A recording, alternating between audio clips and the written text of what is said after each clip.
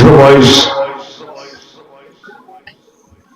সন্তান হয়নি, দোয়া করলেন রব্বি হাবলি মিনাস সালিহিন, ও আমার রব আমাকে নেক সন্তান দান করুন। কার কাছে দোয়া করলেন? না কোনো খাজা বাবার কাছে, গাজা বাবার কাছে, ল্যাংটা বাবার কাছে, হুজুর সাইদাবাদীর কাছে। সন্তান দেওয়ার মালিক কে? সন্তান দিলেন, বুড়ো বয়সে সন্তান হল। আল্লাহ নির্দেশ হলো একে সেই মরুভূমিতে রেখে আসো, রেখে আসলেন। এরপরে আবার যখন একটু বড় হলো, ফালাম্মা বালাগা মা'হুস সা'য়া, যখন ছেলের বয়স এই পর্যন্ত হলো, সে বাবার সঙ্গে চলাফেরা করতে পারে, কাজে সহযোগিতা করতে পারে, যেই বয়সে বাচ্চারা বাবার সবচেয়ে বেশি প্রিয় হয়, সেই সময় হুকুম হলো তাকে জবাই করতে হবে। পরীক্ষায় পাস করবেন। এর চেয়ে বড় পরীক্ষা জীবন দেওয়ার প্রসঙ্গ আসলো। তাওহীদের দাওয়াত দিচ্ছেন, কাফেরদের কানে ঢোকে না। ঠিক আছে, তোদেরকে দেখাবো। মূর্তিখানায় ঢুকলেন, মূর্তির সামনে দামি দামি খাবার, পরনে দামি শাড়ি। বললেন আলা তাকুলুন, এত দামি খাবার খাও না? খা। খাবি না? খা। ফাকানা দারবান বিল ইয়ামিন, জোরে থাপ্পড় মারলেন। পাথরের মূর্তি থাপ্পড় মারলে ব্যথা মূর্তি পায় না নিজে পায়? ব্যথা পাইলে এবার রাগ উঠল, কোরআন হাতে নিল, মূর্তি ভেঙ্গে চুরমার করে বড় মূর্তির গলায় কোরআন লটকিয়ে সরে পড়ল। লোকেরা আবার যখন মন্দিরে ঢুকলো, দেখলো সর্বনাশ হয়ে গেছে। কোন মূর্তির হাত নেই, পা নেই, কান নেই, দাঁত নেই, মাথা নেই, ভেঙ্গে চুরমার হয়ে উপর হয়ে পড়ে আসে। চলে গেল নমরুদের কাছে, মূর্তি পূজকদের লিডারের কাছে। নমরুদ এসে দীর্ঘক্ষণ পর্যন্ত চিন্তা করলো। সর্বপ্রথম তার মুখ থেকে যে কথাটা বের হলো, এলাকার যুবকদের জন্য তা শিক্ষণীয়।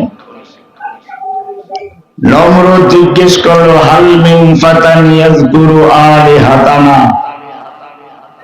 এখানে এমন কোন যুবক আছে কি যেই যুবক আমাদের মূর্তিগুলো সুনজরে দেখে না, সমালোচনা করে, মূর্তিকে গালমন্দ করে, এমন কোন যুবক আছে?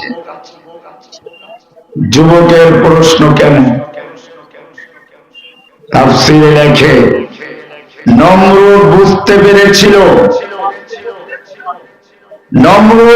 পেরেছিল কোন ঝড় তুফান হলো না, ভূমিকম্প হলো না, যুদ্ধ মারামারি হলো না, মূর্তিগুলো ভেঙ্গে চুরমার হয়ে গেল। আবার বড় আশ্চর্য বিষয়, বড় মূর্তিটার কোরআন লটকিয়ে দাঁড়িয়ে আছে। ওরা জানে এই বড় মূর্তি কিছুই করতে পারে না।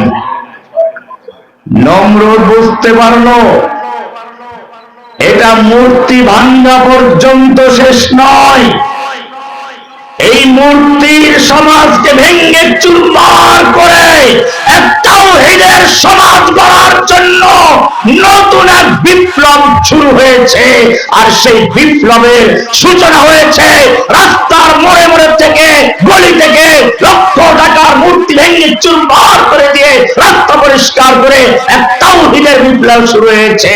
আর এইরকম বিপ্লব শুরু করা, সমাজ পরিবর্তনের স্বপ্ন দেখা কোন বুড়া মানুষের মাথায় ঢোকে না, ঢোকে তো ছাত্র জনতা যুবকের মাথায়। পরিষ্কার হয়ে গেল। এবারে তাওহীদের ইমাম ইব্রাহিম আলাইহিস সালামকে ধরে আনা হলো। ইব্রাহিম তুমি এই কাজটা কেন করলে? উনি বললেন বাল ফাআলাহু কাবীরুহুম হাযা, এ তো ওদের বড়টাই করেছে, এই বড়টাই। মিথ্যা বলেন নাই, তাওরিয়া বলে এটাকে। ইব্রাহিম আলাইহিস সালাম বললেন বড়টাকে জিজ্ঞেস করো, যদি কথা বলতে পারে উত্তর দিক। ইব্রাহিম তুমি তো জানো এই মূর্তি কোনো কথা বলতে পারে না। ইব্রাহিম আলাইহিস সালাম বারে পরিষ্কার করলেন, ও আমার জাতি, তাহলে এমন কিছু পূজা কেন করছো, ইবাদত কেন করছো যে কথা বলতে পারে না, উপকার করতে পারে না, ক্ষতি করতে পারে না, এমনকি নিজেদের দাঁত না ভেঙে ফেললে নিজেকে রক্ষা করতেও পারে না। আমি তোমাদেরকে দাওয়াত দিচ্ছি এমন এক ইলাহের ইবাদত করার জন্য। লা ইলাহা ইল্লাল্লাহ, তাওহীদের দাওয়াত শুরু হয়ে গেছে। লা ইলাহা ইল্লাল্লাহর আযান দিয়েছেন আদম থেকে মুহাম্মদ সাল্লাল্লাহু আলাইহি ওয়াসাল্লাম পর্যন্ত সকল নবী। লা ইলাহা ইল্লাল্লাহর সাক্ষ্য দিয়েছেন সাহাবায়ে কেরাম, লা ইলাহার সাক্ষ্য দিয়েছেন এ পর্যন্ত তাওহীদবাদী সকল জনতা। লা ইলাহা ইল্লাল্লাহর সাক্ষী না দেওয়া পর্যন্ত তোমার আযান হয় না। লা ইলাহা ইল্লাল্লাহর সাক্ষী না দেওয়া পর্যন্ত তোমার ইকামত হবে না। লা ইলাহা ইল্লাল্লাহর সাক্ষী না দেওয়া পর্যন্ত জুমার দিন খতিব সাহেবের খুতবা হবে না। লা ইলাহা ইল্লাল্লাহর সাক্ষী না দেওয়া পর্যন্ত তোর ঈমান হবে না। লা ইলাহা ইল্লাল্লাহর সাক্ষ্য কি? আল্লাহ কোরআনে প্রশ্ন করেছেন, কুল আইয়ু শাইইন আকবারু শাহাদা, বলো তো সবচেয়ে বড় সাক্ষ্য কোনটি? সবচেয়ে বড় সাক্ষ্য কোনটি? কে প্রশ্ন করেছেন? এই প্রশ্ন জীবনে শুনেছেন? কোরআনেই আছে। আল্লাহ তাআলা স্পষ্ট নিজে উত্তর দিয়েছেন, সবচেয়ে বড় সাক্ষ্য হচ্ছে লা ইলাহা ইল্লাল্লাহর সাক্ষ্য। এবারে যদি তোমাকে প্রশ্ন করা হয়, বলো এমন কোন সাক্ষ্য আছে যে সাক্ষ্য আল্লাহ নিজে দিয়েছেন? কে দিয়েছেন? কোরআন তোমাকে উত্তর দিবে, শাহিদাল্লাহু আন্নাহু লা ইলাহা ইল্লা হুয়া ওয়াল মালাইকাতু ওয়া উলুল ইলমি কায়িমান বিল কিসত। লা ইলাহা ইল্লাল্লাহর সাক্ষ্য শুধু মানুষ নয়, জিন নয়, ফেরেশতা নয়। লা ইলাহা ইল্লাল্লাহর সাক্ষ্য শুধু আসমান জমিন সহ সমস্ত সৃষ্টি নয়। লা ইলাহা ইল্লাল্লাহর সাক্ষ্য দিয়েছেন শাহিদাল্লাহ, স্বয়ং আল্লাহ নিজে সাক্ষ্য দিয়েছেন। কে দিয়েছেন? সাক্ষ্য কাকে বলে? সাক্ষ্য দিতে হলে অন্তরের বিশ্বাস নিয়ে বুঝে শুনে যদি বলা হয় তার নাম সাক্ষ্য। মাদ্রাসায় যারা পড়ো তারা ভালো করে শুনে রেখো, মুখতাসারুল মাআনি বালাগাতের কিতাব এটা পরিষ্কার করেছে। সূরা মুনাফিকুন এর শুরুটা ভালো করে চিন্তা করবে। আল্লাহ সুবহানাহু ওয়া তাআলা বলছেন নবীকে, ইযা জাআকাল মুনাফিকুন, হে নবী আপনার কাছে যখন মুনাফিকরা আসবে। কারা আসবে? মুনাফিক কাকে বলে? মুনাফিক শব্দটা নাফাকুন থেকে, নাফাক। মুনাফিক শব্দ কি থেকে? নাফাক। নাফাক আরবি হচ্ছে, আপনারা যারা চিটাগাঙ্গে গিয়েছেন তারা জানেন, কর্ণফুলী নদীর ভিতর দিয়ে একটা রাস্তা চলে গেছে। কি নাম? টানেল, সুড়ঙ্গ পথ। উপরে নদী, লঞ্চ চলে, জাহাজ চলে, নিচে দিয়ে চলে গেছে। এটাকে আরবিতে বলে নাফাক। কি বলে? এক মুখ দিয়ে ঢুকে আর এক মুখ দিয়ে বের হয়ে যাওয়া যায়। আরব দেশে বা অন্যান্য উন্নত দেশে সব জায়গাতে এগুলো আছে। নাফাক আরবিতে একদম নাফাক বলে। গুই সাপের গর্তকেও নাফাক বলা হয়, নাফাক। কেন? গুই সাপ যদি কেউ শিকার করতে যায়, সে একটা মুখ দিয়ে মাথা বের করে, অনেকগুলো গর্তে অনেকগুলো মুখ থাকে, একটা মুখ দিয়ে মাথা বের করে, তো শিকারী সেখানে গিয়ে দাঁড়িয়ে থাকে শিকার করার জন্য, ও আর এক মাথা দিয়ে বের হয়ে চলে গেছে। এটার নাম কি? নাফাক। যার দুইটা মুখ থাকে, এক মুখ দিয়ে মুখ বের করে আর এক মুখ দিয়ে লুকিয়ে বেরিয়ে যায়, তার নাম কি? এই নাফাক হচ্ছে এরকম সুরঙ্গ পথ, আর এই নাফাক দিয়ে যারা ঢুকে বের হয়ে যায় ওদেরকে বলে মুনাফিক। কি বলে এদেরকে? তার মানে অন্তরে বিশ্বাস নেই, মুখে বলে, তাকে বলে কি? এই মুনাফিক এত মারাত্মক। আপনাকে যদি আমি জিজ্ঞেস করি, বলুন তো কোরআনের আলোচ্য বিষয় কি? কয়জনে বলতে পারবেন? বলবেন না, হাত উঠাবেন। কোরআনের আলোচ্য বিষয় কি? তিনজন লোক হাত তুলেছে, দাঁড়ান, তিনজন দাঁড়ান, যে যে হাত তুলেছেন দাঁড়ান। আপনি বলুন আলোচ্য বিষয় কি? প্রথম জন। মাশাআল্লাহ, উত্তর সঠিক। কোরআনে পরিষ্কার বলা আছে, قد أنزلنا إليكم كتابا فيه ذكركم।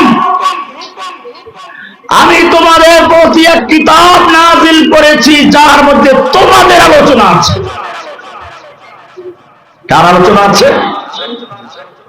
তাহলে যেই বইতে, যেই কিতাবে যার অবস্থা নিয়ে আলোচনা করা হয় সে হচ্ছে ওই বইয়ের আলোচ্য বিষয়। তাহলে কোরআনে আলোচনা করা হয় কাদের প্রসঙ্গে? এজন্য মানুষ হচ্ছে কোরআনের আলোচ্য বিষয়। এই কারণে একজন আল্লাহওয়ালা মানুষ চিন্তা করবেন, বাহ, কোরআন যখন আমাকে নিয়ে আলোচনা করে, আলোচ্য বিষয় আমি, তাহলে আমি কোন জায়গায় আছি? আমি নিজেকে খুঁজে বেরাবো কোরআন থেকে। সে দেখলো কোরআনে অনেক প্রকার মানুষের আলোচনা আছে। কেউ একেবারে পাকা মুমিন, উলাইকা হুমুস সাদিকুন, কেউ পাকা কাফের, কাফিরুন হাক্কা, আসল কাফের। এক জায়গায় গিয়ে দেখলেন ওয়া আখারুনা তারাফু বিযুনুবিহিম, আর এক প্রকারের মানুষ আছে তারাফু বিযুনুবিহিম, তারা তাদের গুনাহগুলোকে স্বীকার করেছে, গুনাহ স্বীকার করেছে। তারাফু বিযুনুবিহিম, সূরা তওবার 102 নম্বর আয়াত। খালাতু আমালান সালিহান ওয়া আখারা সাইয়্যা, নেকামল করে কিছু গুনাহ করে। নেকামল আছে, কিছু গুনাহ আছে। আসাল্লাহু আইয়াতুবা আলাইহিম, আশা করা যায় আল্লাহ এই জাতীয় লোকদের ক্ষমা করবেন। ইন্নাল্লাহা গফুরুর রহিম, কেননা আল্লাহ হচ্ছেন ক্ষমাশীল, দয়ালু। লোকটা বলল, বাহ, আমি নিজেকে পেয়ে গেছি। আমি নিজেকে, আমি একেবারে পাকা দিনদারও না, একেবারে কোনো গুনাহ করি না এরকমও না, আবার একেবারে কাফেরও না, নেকামলও করি, কিছু গুনাহ করি, পেয়ে গেছি। আশা করা যে আল্লাহ আমাকে ক্ষমা করে দিবেন। কয় নাম্বার আয়াত? সূরা তওবা 9 নম্বর সূরার 102 নম্বর আয়াত। তাহলে কোরআনের আলোচ্য বিষয় হচ্ছে মানুষ। এই কারণেই সূরা ফাতিহার পরের যে সূরাটা, সূরা বাকারা, এর শুরুতে আল্লাহ রাব্বুল আলামিন মানুষকে 3টা ভাগে ভাগ করেছেন। কয় ভাগে ভাগ করেছেন? কয় ভাগে ভাগ করেছেন? খুব ভালো করে মুখস্থ করবেন, এটা একটা দাস। প্রথম ভাগ, যালিকাল কিতাবু লা রাইবা ফীহি হুদাল লিল মুত্তাকিন। এ হলো সেই কিতাব যেই কিতাবের জন্য আমি তোমাদের কাছে অঙ্গীকার করেছিলাম হুদাল লিল মুত্তাকিন। কোথায় অঙ্গীকার করলেন আবার? এটা কি হলো? আদম যখন দুনিয়ায় নামতেছিলেন স্ত্রীও তার সঙ্গে আছে, আর স্ত্রী থাকা মানেই তো সন্তান তার ভিতরে আছে। ওই যে গল্প আছে না, এক যুবক একটা মেয়ে ধরে বিয়ে করে নিয়ে আসছে, কোথায় মা জানে না। মা জিজ্ঞেস করলে এটা কোথায় নিয়ে আসলি, কি আছে ভিতরে, এর ভিতরে কি আছে, কি নিয়ে আসলি? মা, এর ভিতরে তোমার নাতি আছে, নাতি। আদম আলাইহিস সালামকে যখন হাওয়া শহর নামিয়ে দিলেন, তার মানে নাতি আছে। আল্লাহ তাআলা বলেন কুলনা হাবিতু মিনহা জামিআন, খালি তোমরা দুইজন না, তোমাদের মধ্যে নাতি পুতি সব সহ নাও। আদম চিন্তায় পড়ে গেলেন, সর্বনাশ, যেই ইবলিস আমাকে ধোঁকা দিল, জান্নাত থেকে বের করার চক্রান্ত করলো, সেই ইবলিস আমার সঙ্গেই যাচ্ছে।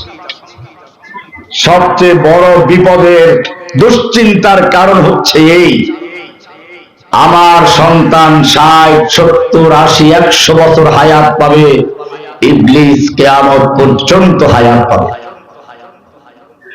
আমার সন্তান যখন ইবলিসের শয়তানি আর ইবলিসি প্রতারণার ধোঁকার ফাঁদগুলো, কৌশলগুলো একটু বুঝে উঠবে, তখন তার মরার সময় হয়ে যাবে। পক্ষান্তরে ইবলিস তার জমানো সকল কৌশলগুলো একটা না হয় আর একটা দিয়ে ঘায়েল করার চেষ্টা করবে, আমার সন্তানকে জাহান্নামী করবে। চিন্তার বিষয়। বাপ চিন্তায় পড়ে গেছে সন্তানদের নিয়ে। আল্লাহ অঙ্গীকার করলেন না, কুলনা হাবিতু মিনহা জামিআ, ও আদম তুমি এবং তোমার সন্তানদের সহ স্ত্রী সহ নেমে যাও। ফাইম্মা ইয়াতিয়ান্নাকুম মিন্নি হুদান, আমি তোমাদেরকে এমনিতেই ছেড়ে দিব না, শয়তানের খপ্পরে তোমাদেরকে ছেড়ে দিব না। শয়তান ইচ্ছে করলেই তোমাদেরকে ফুটবলের মতো লাথি মেরে যেদিকে ইচ্ছা সেদিকে নিয়ে যাবে, অথবা খড়কুটার মতো তুফানের মতো ভেসে নিয়ে ভাসিয়ে নেবে। এইরকম তোমাদেরকে ছেড়ে দিব না। ফাইম্মা ইয়াতিয়ান্নাকুম মিন্নি হুদান, আমার পক্ষ থেকে তোমাদের কাছে হুদান যাবে। হুদান, হুদা হেদায়েত, পথ নির্দেশিকা, গাইডলাইন, রোড ম্যাপ। এখন গুগল ম্যাপ দিয়ে রাস্তায় চলাচল করা যায়। এই যে আমি এখনো আসলাম, আমার সঙ্গে আমার একটা ভাতিজা আছে, সিভিল ইঞ্জিনিয়ার। গুগল দেখে দেখে যে এখান দিয়ে ঢুকো, ওখান দিয়ে ঢুকো। মাঝে মধ্যে গুগল আমার জঙ্গলে উড়িয়ে যায়, কিন্তু আল্লাহ বলছেন না, আমি তোমাদের গুগল ম্যাপ দিই নাই, কি দিচ্ছি? ফাইম্মা ইয়াতিয়ান্নাকুম মিন্নি হুদান, আমার পক্ষ থেকে তোমাদেরকে রোড ম্যাপ দিচ্ছি, সংবিধান দিচ্ছি, হেদায়েত দিচ্ছি, নীতিমালা দিচ্ছি, সংবিধান দিচ্ছি। ফামান তাবিআ হুদায়া, যারা আমার পাঠানো নির্দেশিকা মেনে চলবে, আমার দেখানো রোড ম্যাপ অনুযায়ী চলবে, আমার দেখানো পথে চলবে। ফামান তাবিআ হুদায়া, ব্যক্তি জীবনে, পারিবারিক জীবনে, সামাজিক জীবনে, রাষ্ট্রীয় জীবনে, আন্তর্জাতিক জীবনে, ব্যাংকে, আদালতে, সংসদে, সকল ক্ষেত্রে যারা আমার রোড ম্যাপ মেনে চলবে, ফালা খাউফুন আলাইহিম ওয়ালা হুম ইয়াহজানুন, দুনিয়ার কোন শক্তি তাদেরকে দমাতে পারবে না, দুনিয়ার কোন শক্তি তাদেরকে পরাজিত করতে পারবে না। দুনিয়ার শক্তির কাছে অস্ত্র থাকবে, বোমা থাকবে, ক্ষেপণাস্ত্র থাকবে, নরেন্দ্র মোদীর পারমাণবিক বোমা, ক্ষেপণাস্ত্র, বিমান বহর, সৈনিক বহর, সব কিছু থাকবে। আর মুমিনদের কাছে আল্লাহ থাকবেন। যালিকা বিআন্নাল্লাহা মাওলাল্লাযীনা আমানু, মুমিনদের মাওলা আছে। ওয়া আন্নাল কাফিরিনা লা মাওলা লাহুম, কাফেরদের মাওলা নেই, মূর্তিপূজকদের মাওলা নেই। ওই মানব রচিত আইনের বিচারকদের মাওলা নেই। মুমিনদের কি আছে? আল্লাহ বলছেন ফামান তাবিআ হুদায়া, যারা আমার হেদায়েত নামা আমার সংবিধান মেনে চলবে, ফালা খাউফুন আলাইহিম ওয়ালা হুম ইয়াহজানুন, তাদের কোনো ভয় নেই, তাদের কোনো চিন্তা নেই। কে বলেছেন? হুদান পাঠাবেন, হুদান। এইবারে কোরআনের শুরুতে আসুন, আল্লাহ তাআলা বলছেন যালিকাল কিতাবু লা রাইবা ফীহ, এ হলো সেই কিতাব যেই